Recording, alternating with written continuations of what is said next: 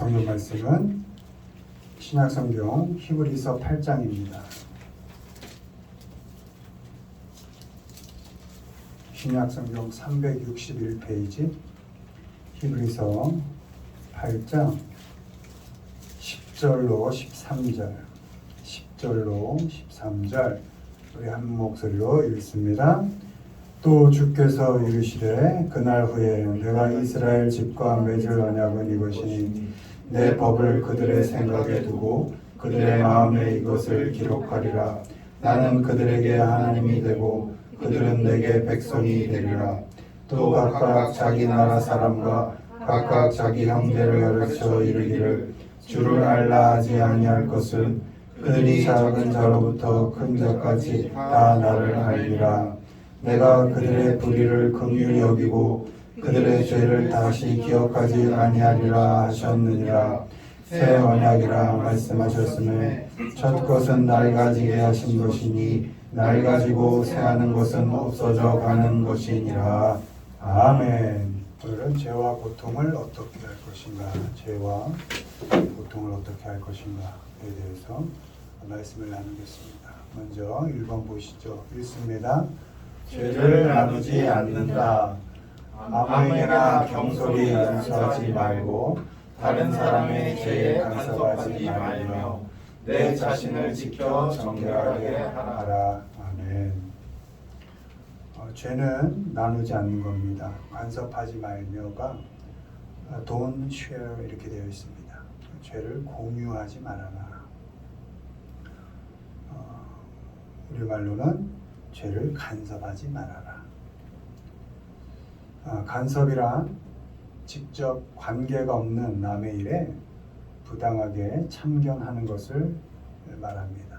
때문에 간섭하지 말라는 것은 다른 사람의 죄에 끼어들어서 쓸데없이 아는 체하거나 또 판단해서 이래라 저래라 그렇게 하지 말라 하는 것입니다. 내가 다른 사람의 죄에 간섭하는 순간 나도 그 죄에 공유하게 되는 것입니다. 그 죄를 나눠 갖게 되는 겁니다. 쉐어하게 되는 것입니다. 그래서 결코 다른 사람의 죄에 간섭하지 말라 이렇게 말씀하시는 겁니다. 다른 사람의 죄를 입에 올려서 또 다른 사람과 공유하지 않는 겁니다. 다른 사람의 죄를 여러분 다른 사람이 알고 죄를 짓기도 하고 모르고 짓기도 하지만 죄의 결과는 다 고통이잖아요. 어쨌든 그는 고통을 당하고 있는데 그가 당한 그 고통, 그 죄를 내가 흥미거리나 가십거리로 삼아서 다른 사람과 이렇게 쉐어하지 말아라. 그 순간 너도 그 죄에 공유가 되고 참여하게 되는 것이다. 이렇게 말씀하는 것입니다. 때문에 누구와도 다른 사람의 죄는 나누지 않기로 결단해야 하는 것입니다. 그리고 더 나아가 다른 사람의 죄를 끌어들여서 난 적어도 그렇지 않잖아 하고 자기를 이렇게 증명하는 일에 다른 사람의 아픔이나 고통을 이렇게 끌어들여서 더욱더 안 되는 것입니다. 히브리서 8장 12절 내가 그들의 불의를 긍휼히 여기고 그들의 죄를 다시 기억하지 아니하리라 하셨느니라. 아멘. 우리를 불쌍히 여기시고 우리의 죄를 다시 기억하지 않으시겠다. 하나님처럼 우리도 역시 그렇게 하나님의 사랑을 받은 자녀답게 다른 사람의 죄, 그로 인해 당하는 고통에 간섭하거나 그 죄의 고통을 입에 올려서 나누지 않는 것입니다. 아멘. 우리가 하나님께 죄를 용서받을 만해서 받은 사람들이 아니다라는 걸 우리 너무나 잘 알고 있잖아요. 우리가 우리의 죄를 해결할 수 있을 정도의 능력이 있었다면 예수 그리스도께서 결코 십자가를 지지 않으셨겠죠. 우린 죄를 해결할 방법도 능력도 없는 사람들입니다. 그런데 하나님께서 예수 그리스도를 통해서 단번에 우리 죄를 해결하셔서 내가 결코 너의 죄를 이젠 기억하지 않겠다. 아니 나누지 않을 정도가 아니라 아예 내 기억에서 지워버리겠다. 받았다 이렇게 말씀하시잖아요. 그러니까 얼마나 큰 은혜입니까? 아멘. 그렇게 큰 은혜를 받은 사람답게 다른 사람의 죄에 공유하지 하거나 입에 올리지 그렇게 않아야 할 것입니다. 그리고 보면 죄에 간섭하지 말고 그러니까 돈 쉐어하고 어떻게 하라? 자신을 지켜라 이렇게 되어 있습니다. 자신을 지킨다는 건 자신을 점검한다 이런 의미입니다. 그러니까 다른 사람의 죄가 이렇게 보여졌을 때 그땐 거기에 내가 발을 담그는 게 아니고 물러서서 나를 돌아본다 이런 겁니다. 예수님께서 가늠한 여자 데려다가 죄 없는 자가 돌로 치라 그 명령은 너희 중에 죄 없는 자가 하나도 없지 않느냐 이런 말씀이거든요. 그러니까 그걸 생각하면서 그럼 나는 잘하고 있나 이렇게 돌볼 시간을 가지라는 겁니다. 나는 어떤 사람으로 살고 있는가. 다른 사람의 죄가 혹여 내 눈에 띄었을 땐 거기에 발을 담그는 것이 아니라 한 발짝을 물러서서 나는 하나님 앞에 지금 어떻게 살고 있는가 이렇게 자신을 점검하라 이렇게 말씀하고 있는 겁니다. 베드로는 주님께 택함을 받아서 이렇게 제자로 택함을 받을 때 그때 자신이 죄인임을 고백하죠. 주님, 나는 죄인입니다 하고 나를 떠나십시오. 이렇게 우리가 하나님 앞에 서면 내가 보입니다. 주님 앞에 바로 이렇게 서면 그때 비로소 내가 보입니다. 세상에서 헤매고 다닐 땐 나조차 나를 모릅니다. 그러나 나를 끌어내어서 말씀 앞에 하나님 앞에 날 이렇게 세우면 그때 비로소 내가 보이는 겁니다. 베드로는 주님 앞에 섰을 때 죄인인 자신이 보였던 겁니다. 주님을 만나고 하나님 앞에 바로 서면 나의 죄가 보입니다. 나의 어리석음이 보이고 부족함이 보입니다. 그럴 때, 내 죄가 보일 때, 내 부족함이 보일 때 그때 비로소 나는 나의 능력으로 내 삶을 사는 게 아니라 하나님의 은혜와 하나님이 주신 능력으로 이 세상을 살아가게 되는 것입니다. 내가 하나님의 은혜로 살고 있기 때문에 다른 사람 역시 하나님의 은혜로 살게 하고 역시 은혜를 받고 있구나 라는 그렇게 믿고 다른 사람도 대할 때 하나님의 은혜로 대하는 것입니다. 바라기는 다른 사람의 죄를 이렇게 봤을 때 죄진 사람은 그 고통, 그 죄에서 빨리 벗어나고 싶어 합니다. 다시 그런 죄 짓지 않아야지 이렇게 다짐도 하고 근데 또 잘 안 되고 그리고 자신이 지은 죄 어떻게 보면 좀 다른 사람한테 드러나기 좀 창피한 그런 것들 빨리 잊어버리고 싶죠. 근데 다른 사람이 그 죄를 자꾸 끄집어내서 본인도 잊고 싶은 그 아픔을 자꾸 끄집어내서 더 아프게 한다면 그건 우리는 하나님의 자녀로서의 역할이 아니겠죠. 당연한 거죠. 다른 사람의 죄를 봤을 때 은혜 받고 사는 나를 돌아보시면서 그 죄를 판단하거나 거기에 발 담그거나 그 죄에 간섭하거나 공유하거나 더 나아가서 정죄하지 마시고 하나님의 은혜 앞으로 나아가시는 우리 모두가 되기를 주님의 이름으로 축원을 드립니다. 아멘. 두 번째 보시죠. 읽습니다. 고통을 나눈다. 그러나 너희가 내 괴로움에 함께 참여하였으니 잘하였도다.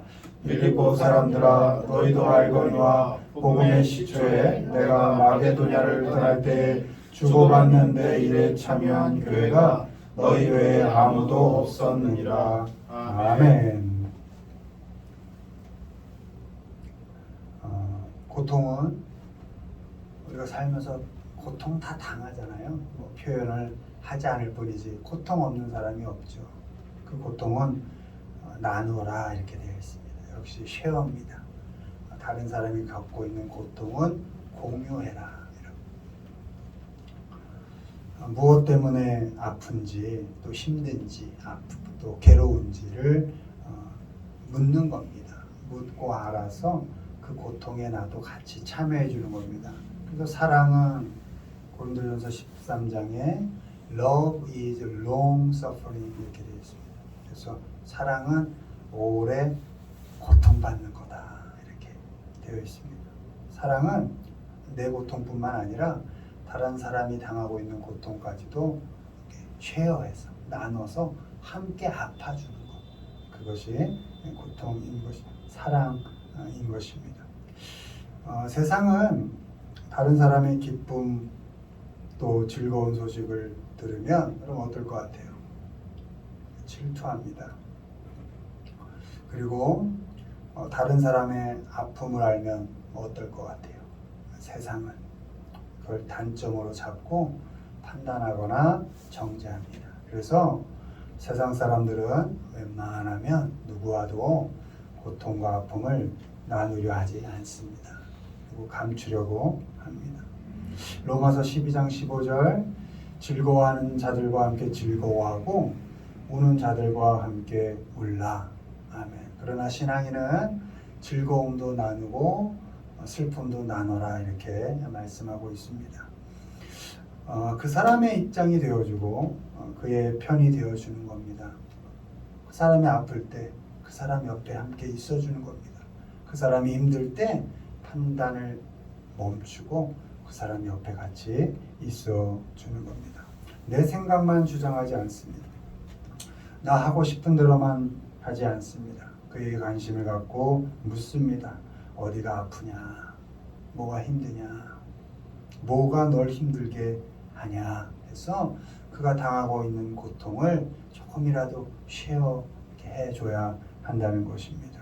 그리고 그 아픔의 내용을 알고 정말 중요한 것은 시간을 함께 해주는 겁니다. 같이 시간을 보내주는 겁니다. 그것이 되게 위로가 되는 겁니다. 혼자 아파하게 두지 않습니다. 혼자 외롭고 지치게 두지 않습니다. 가장 힘들고 괴롭고 고통스러울 때 같이 있어주는 겁니다. 그렇게 힘들고 어려울 때 같이 있어주었던 시간이 위로가 되고 격려가 되고 삶을 살아갈 힘이 되어주는 것입니다. 그리고 그것이 아름다운 추억으로 나중에 그때 그랬지. 그때 너가 있어 내가 견딜만 했어. 야 그때 다 주위에 떠났는데 그때 함께 해준 너가 있어서 지금의 내가 있다. 고맙다. 이렇게 추억할 수 있게 되는 것이죠. 마태복음 1장 23절 보라 처녀가 잉태하여 아들을 낳을 것이요 그의 이름은 임마누엘이라 하리라 하셨으니 이를 번역한즉 하나님이 우리와 함께 계시다. 아멘. 이 땅에 임마누엘로 오신 하나님은 죄인인 못난 부족한 우리와 함께하기 위해서 오셨습니다. 신이신 하나님께서 죄인인 나와 함께하기 위해서 오신 것입니다. 죄의 고통에서 벗어날 수 없는 죄인들과 함께하셔서 죄를 해방시켜 주시고 자유를 주셨습니다. 살게 하셨습니다. 주님이 함께하셔서 괴로운 삶의 위로가 되고 힘이 되어 주신 것입니다. 왜 예수님이 다 많은 사람들 두고 죄인과 함께 하시고 세리와 함께 하시면서 그 비난과 욕을 당하셨습니까? 그들에게 살고 싶지 않은 인생이지만 살아라. 살게 하기 위해서 그들과 함께 하신 겁니다. 살만하지 않은 인생, 다른 사람들에게 비난받고 저주받는 인생이지만 아니다. 내가 너희를 대신하여 욕을 먹겠다. 내가 너와 함께 하겠으니 살아라. 생명력 있게 죽지 말고 살아라. 그렇게 하기 위해서 예수님께서는 함께해 주신 것입니다. 아멘. 마태복음 28장 20절 내가 너에게 분부한 모든 것을 가르쳐 지키게 하라. 볼지어다 내가 세상 끝날까지 너희와 항상 함께 있으리라. 아멘.